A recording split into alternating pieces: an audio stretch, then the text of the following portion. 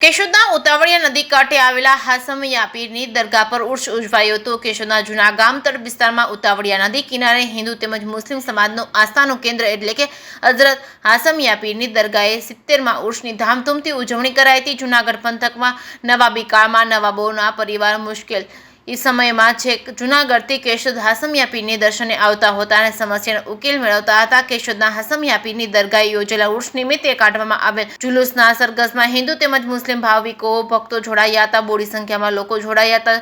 કેશોદના ઉતાવળિયા નદી કિનારે આવેલા હાસમિયા પીરની દરગાહે યોજેલા ઉર્ષ નિમિત્તે ઉનાથી ખાસ ચોથી પેઢીના વારસદાર સૈયદ હાસમી કાદિર બાપુ ઉપસ્થિત રહ્યા હતા। ધાર્મિક વિધિ કરાવી હતી। કેશોદના હિન્દુ મુસ્લિમ એકતાના પ્રતીક એવા હાસમિયા પીરની દરગાહે યોજેલા ઉર્ષ નિમિત્તે સાંજના સમયે સમૂહ પ્રસાદનું આયોજન કરાયું હતું।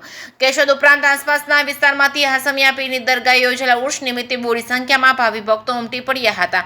કેશોદના ઉતાવળિયા નદી કિનારે આવેલા હાસમિયા પીરની દરગાહે ભાવિ ભક્તો આસ્થાભેર દર્શને આવે છે, મનોવાંછિત ફળ મેળવે છે। છેલ્લા 71 વર્ષથી ધામધૂમથી ઉજવવામાં આવતા હાસમિયા પીરની દરગાહે ઉર્ષ નિમિત્તે હિન્દુ તેમજ મુસ્લિમ ભાવિ ભક્તો એકઠા થઈ ઉજવણી કરી એકતાનો ભાઈચારાનો સંદેશો આપ્યો હતો। જે સિંહ ગુજરાતી સાથે રાજુ પંડ્યા, કેશોદ।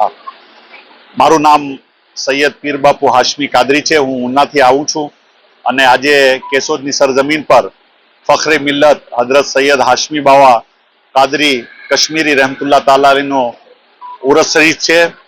આઝાદીના 5 વર્ષ પછીથી આ ઉરસ શાનદાર તौर પર મનાવવામાં આવે છે।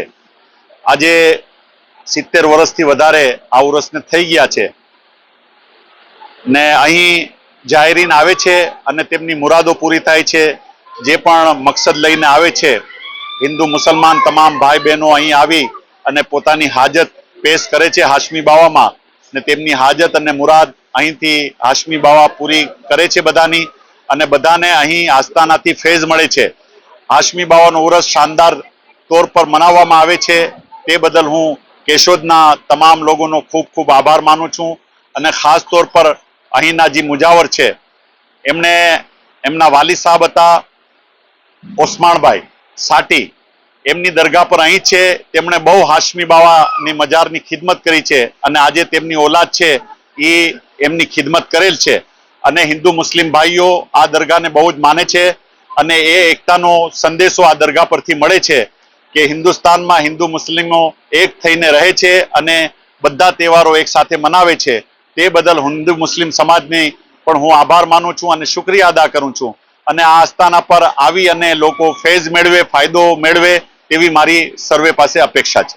હા, દરગાહ તો કેશોદમાં જ છે। આ ગંજ પીરનો કબ્રસ્તાન છે, તેમાં હાશમી બાવા એ અસલ હમારા ઉનાના છે, આપણે હમારા દાદાના દાદા છે, એટલે અમારા પરદાદા છે, પણ એ કેશોદમાં જ રહેતા અને અહીં એક મકાન હતું।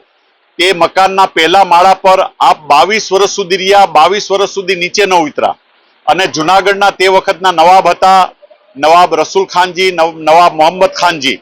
તો જે રસુલ ખાનજીની ઘરવાળી હતા બેગમ ભોપાલબાનુ, તે હાશમી બાવાને ખૂબ જ માનતા હતા ને જ્યારે તેમના સન તેમના પુત્ર મોહમ્મદ ખાનજી બીમાર હોય કે કોઈ પણ મુશ્કેલાત આવે તો હાશમી બાવા પાસે એ ગાડી લઈને આવતા ને પહેલા માળેથી હાશમી બાવા બારીમાંથી મોં કાઢી અને એની મોટર પર થૂકી દેતા પાન ખાઈને, તો તેનું કામ બની જતું।